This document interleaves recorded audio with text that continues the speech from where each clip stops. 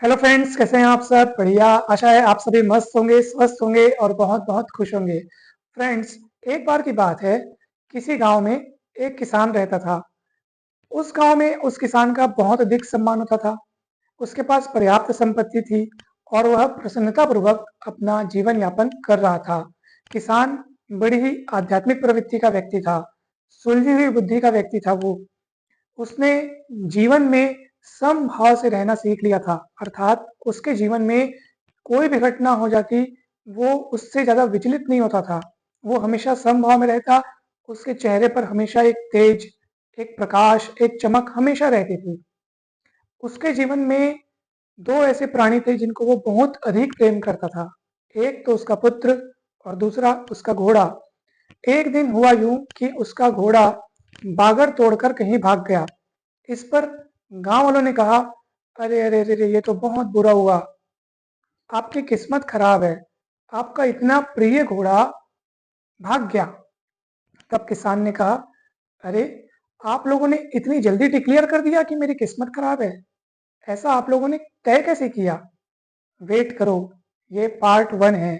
अभी देखो तो सही आगे क्या होता है। तो गांव वालों ने सोचा, ये क्या कह रहे हैं, कुछ समझ नहीं आया हमें। पार्ट वन है, आगे क्या होने वाला है? तो गांव वालों ने सोचा कि भाई आगे क्या होगा, ये किसने देखा है? अभी तो इनका घोड़ा भाग गया है, जो कि एक दुखद घटना है। अर्थात दोस्तों, यहाँ पर गांव वालों की जो दृष्टि है, या यूं कहें कि गांव वाले को सोचने का जो तरीका है, वो वहीं तक सीमित था। परंतु जैसा कि कहानी में शुरुआत में बताया गया कि किसान की जो दृष्टि थी, किसान की जो सोच थी, वो आध्यात्मिक प्रवृत्ति की थी। इसलिए जब घोड़ा बागड़ तोड़कर भाग गया तो ये घटना उसे विचलित नहीं कर सकी। और उसको ये विश्वास था कि आगे कुछ न कुछ तो ऐसा होने वाला है कि प्रकृति कहती कहते ना कि प्रकृति सब कुछ बैलेंस कर देती है। तो उसको इस बात पे यकीन था, उसकी आस्था दृढ़ थी, इसलिए वो ज़्यादा विचलित नहीं हुआ।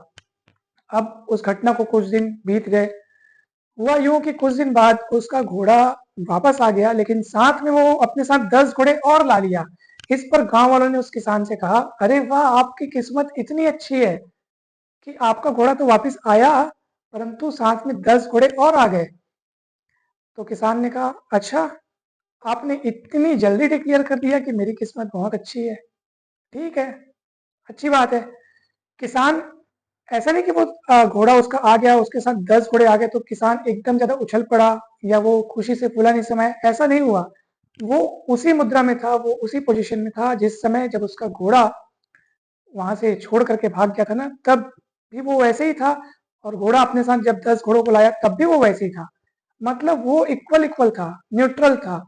चेहरे पर तब भी खुशी थी और चेहरे पर अब भी खुशी है, क्योंकि उसको कुछ ऐसा रहस्य पता था कि जिसके प्रभाव से कोई घटना उस पर असर कर ही नहीं सकती थी।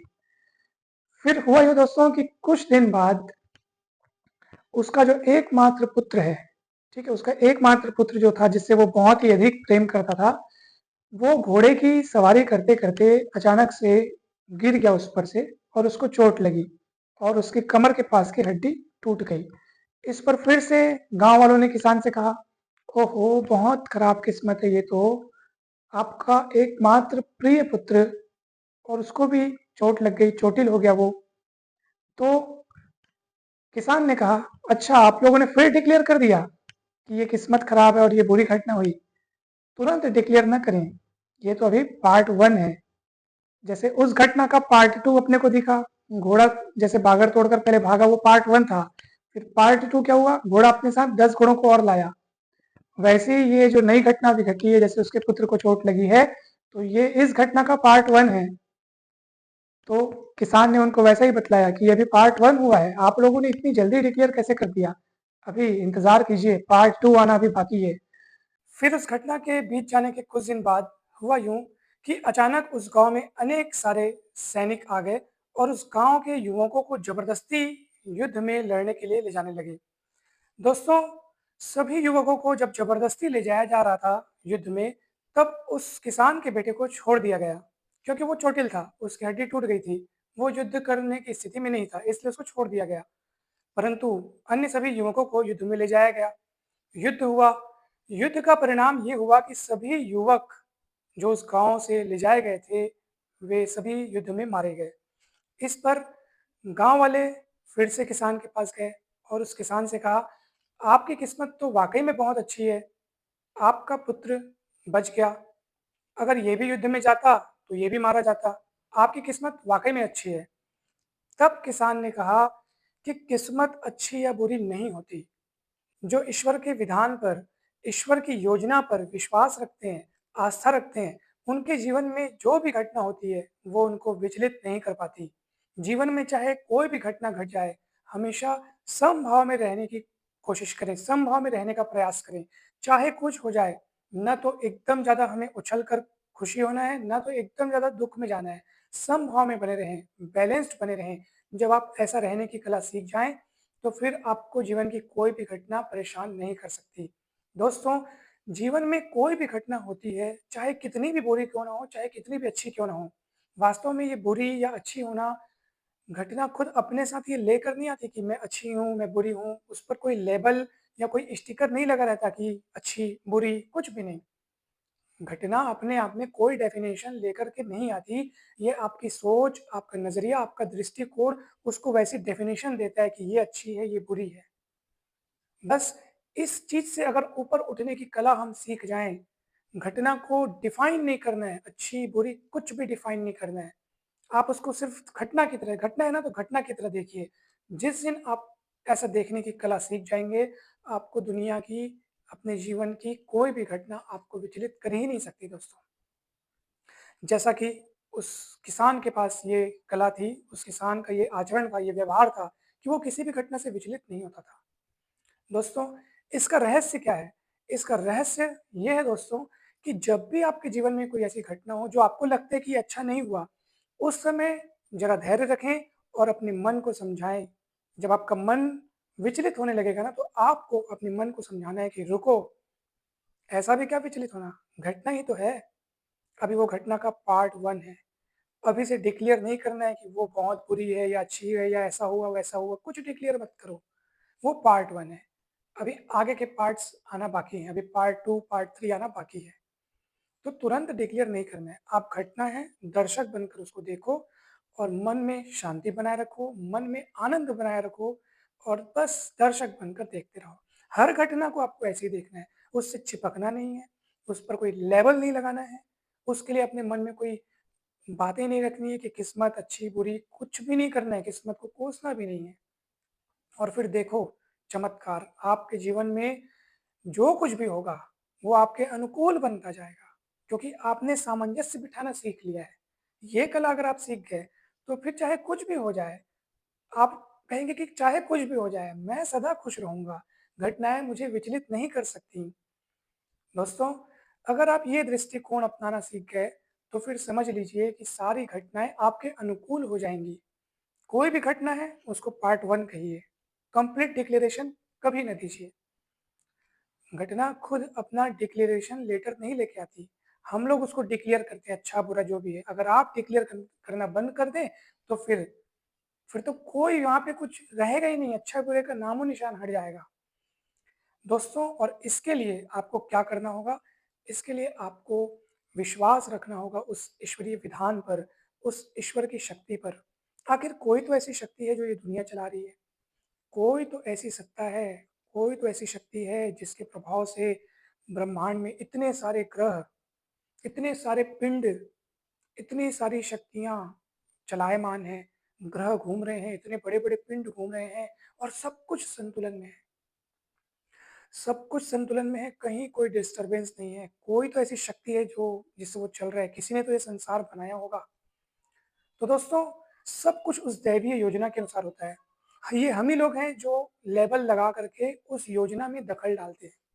अगर आप शांत रहें, समभाव में रहें, घटना को अपने अनुकूल होता हुआ देखें, हाँ, ये मेरे भले के लिए हुआ है, ज़रूर इसमें कुछ मेरा भला छिपा हुआ है, ये अभी पार्ट 1 है, आगे कुछ इससे और गज़ब की चीज़ें मेरे को मिलने वाली है। अगर आप ये दृष्टिकोण रखें ना दोस्तों, तो फिर कहने ही क्या है। और इसके कुछ मैं आपको उदाहरण भी देता हूँ। जैसे मान लो यदि किसी व्यक्ति की नौकरी चली जाती है, ठीक है? अब उस व्यक्ति की नौकरी चली जाती है तो उसके पास 2 विकल्प हैं, या तो वो अपनी किस्मत को से रोए कि यार मेरे साथ बुरा हुआ, ऐसा है, मेरी किस्मत के साथ ऐसा होना था, ये वो जो भी है। या तो वो इस बात की खुशी भी मना सकता है, किस तरह कि पहले वो नौकरी से बहुत परेशान था, आए दिन विवाद होता, चिड़चिड़ाहट, तनाव, हार्ट बीट्स उसके बढ़ जाती है, तमाम प्रकार की परेशानियाँ उसको झेलनी पड़ती।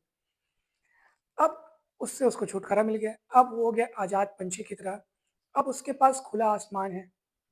अगर उसके पास ज़रा-सा भी हुनर है, ऑब्वियस सी बात है, हुनर है, जिसको वो भई नौकरी में मतलब कुछ तो काम वहाँ पे कर रहा था, कुछ तो उसके पास हुनर है, हर इंसान में हुनर होता है। तो उसके पास ऑटोमेटिक ये उसको विश्वास बन जाएगा कि मेरे पास तो अब खुला आसमान है। पहले तो एक ही चीज़ थी मेरे पास, अब तो मेरे पास अनेक सारे ऑप्शंस हैं। जहाँ चाहूँ वहाँ जा सकता हूँ। हो सकता है मेरे को इससे बड़ी-बड़ी चीज़ें मिल जाएँ। हो सकता है मेरा कुछ स्टार्टअप हो जाए। मतलब उसने क्या किया, सोच के ट्रैक को ज़रा-सा चेंज किया और उसकी पटरी इतनी खुशनुमा जगह चली गई कि बस क्या कहें। तो बस हमको सोच के ट्रैक को चेंज करने की ज़रूरत होती है। हो सकता है वही नौकरी का छूटना उसके लिए वरदान साबित हो जाए। अभी वो ये मान के चल रहा है कि मेरे जीवन में बहुत बुरा हुआ, उसको क्या पता कि ये उसके लिए वरदान बन के आई है। जैसे एक इंसान की नौकरी चली गई, अब वो समझदार इंसान था, वो बहुत ही आध्यात्मिक प्रवृत्ति का था, उसको पता था कि घटनाएँ ऐसे ही नहीं घट जाती जीवन में, ईश्वर की योजना होती है कुछ। तो वो ज़रा भी विचलित नहीं हुआ, उसको सब लोग पता है तेरी नौकरी चली गई, तू खुश है, किस बात का दुःख? जीवन है, तो जीवन में जब जीवन है ना, तो वो सबसे बड़ा वरदान है। जब इंसान स्वस्थ है, उसका जीवन है, तो वो कहीं भी जा कर के अपने हुनर के दम पे कहीं भी जा कर के नया काम शुरू कर सकता है, नई अपॉर्च्युनिटीज़ हैं उसके पास, नए-नए अवसर हैं, वो सदा खुशी से झूम सकता है, काम कर सकता है। क्या दिक्कत है बताओ?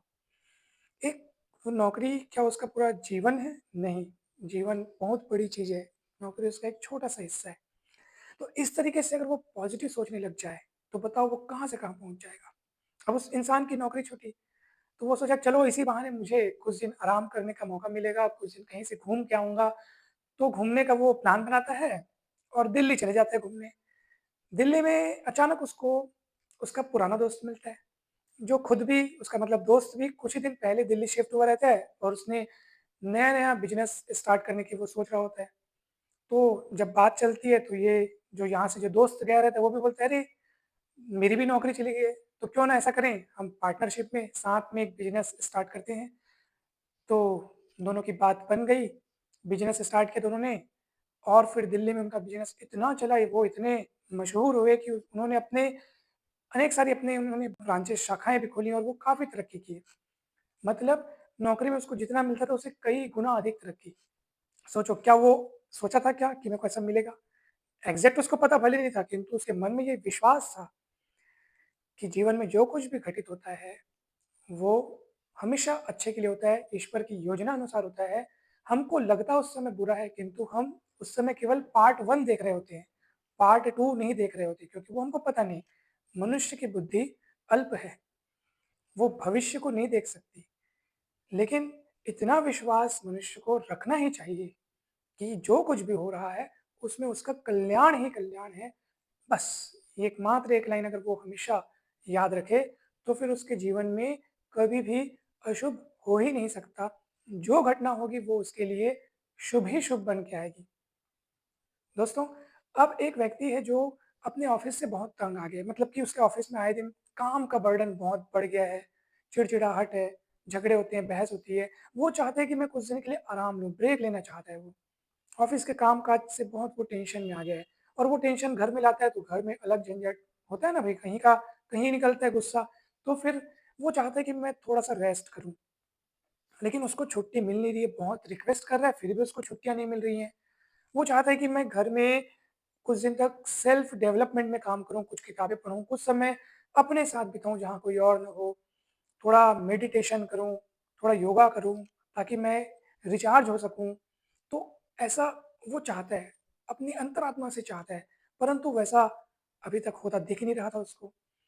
दोस्तों, जो आपकी अंतरात्मा की चाह होती है ना, जो आवाज़ होती है ना, वो समझ लीजिए कि वो डायरेक्ट वो योजना कहते हैं ना ईश्वर की योजना, वो डायरेक्ट वो सुन रही होती है।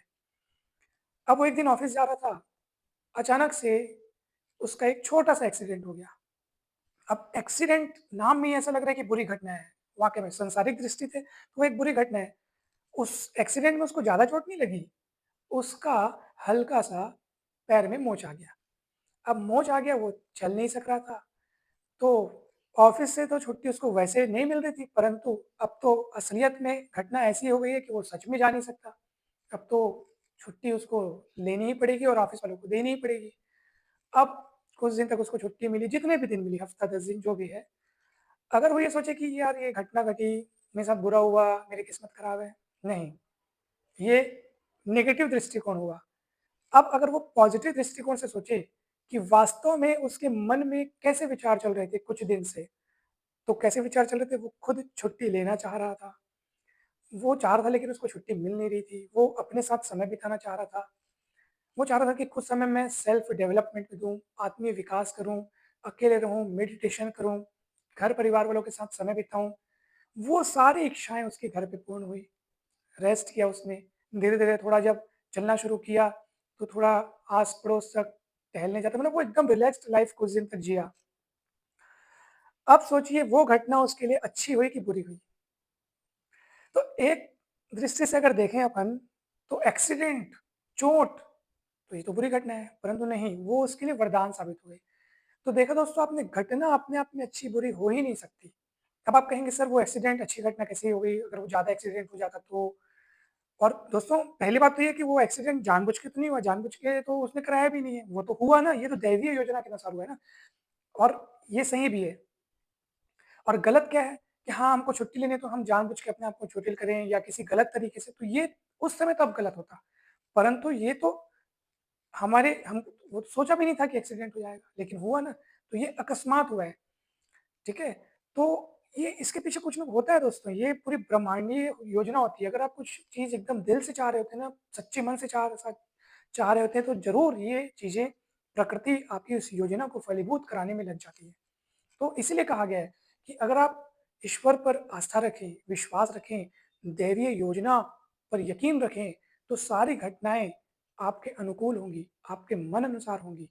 इस बात में तनिक भी संकोच न करें, ये परम सत्य है दोस्तों।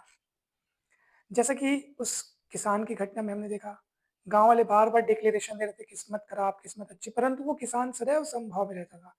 इसी तरह अगर हम भी समभाव में रहना सीख जाएँ दोस्तों, फिर दुनिया की ऐसी कोई घटना नहीं जो हमें दुखी कर सके, ठीक है? तो अब 3 महत्वपूर्ण सीख, घटना अपने आप में अच्छी-बुरी कभी नहीं होती, कोई भी घटना हो जाए, और घटना के प्रति जो आपके विचार रहते हैं, वही उस घटना को आपके लिए अच्छा या बुरा बनाते हैं। तो अगर किसी घटना से आपके मन में नेगेटिव विचार आएँ, डर के, चिंता के, क्रोध के, अपराध बोध के, तो उस समय समझ लीजिए कि ये नेगेटिव विचार हैं। तुरंत उनको पॉजिटिव विचारों से बदलना शुरू कीजिए, आप अच्छा महसूस करेंगे। दूसरा, कभी भी अपनी किस्मत को ना कोसें, मेहनत पर विश्वास रखें, ईश्वरीय विधान पर विश्वास रखें, चीज़ें समय पे अच्छी हो ही जाएँगी, निश्चित रूप से। तीसरा, मेहनत करना कभी न छोड़ें। आप ये ऐसा ना सोचिए कि हाँ, ईश्वरीय योजना काम कर रही है, हमारे लिए हमेशा कुछ न कुछ हमको मिलता जाएगा, लेकिन प्रयास आपको करना है। ब्रह्मांड जो है, बहुत सारा खजाना आपके लिए अपने पास सँभाल के रखा है, और वो आपको भेजने के लिए आतुर भी है। वो बस इसी इंतज़ार में है कि आप मेहनत करें और उसको पालें। वो देने के लिए बेताब है, ये ब्रह्मांड आपके लिए खजाना तैयार करके रखा है, वो देने के लिए बेताब है। बस वो ये कहता है कि आप मेहनत करो, आपको ज़रूर दिया जाएगा। मेहनत करो, सच्चे मन से इच्छा रखो और मन साफ रखो, वो चीज़ आप तक पहुँच जाएगी दोस्तों। तो दोस्तों, आज के इस वीडियो में इतना ही। हम आशा करते हैं कि ये वीडियो आपको खूब पसंद आया होगा, बहुत अच्छा लगा होगा। अगर वीडियो अच्छा लगा हो दोस्तों, तो ज़रूर लाइक करें, चैनल को सब्सक्राइब कर वीडियो को शेयर करें, कमेंट करके अवश्य बताएँ कि ये वीडियो आपको कैसा लगा। आप सभी का बहुत-बहुत धन्यवाद दोस्तों। Thank you so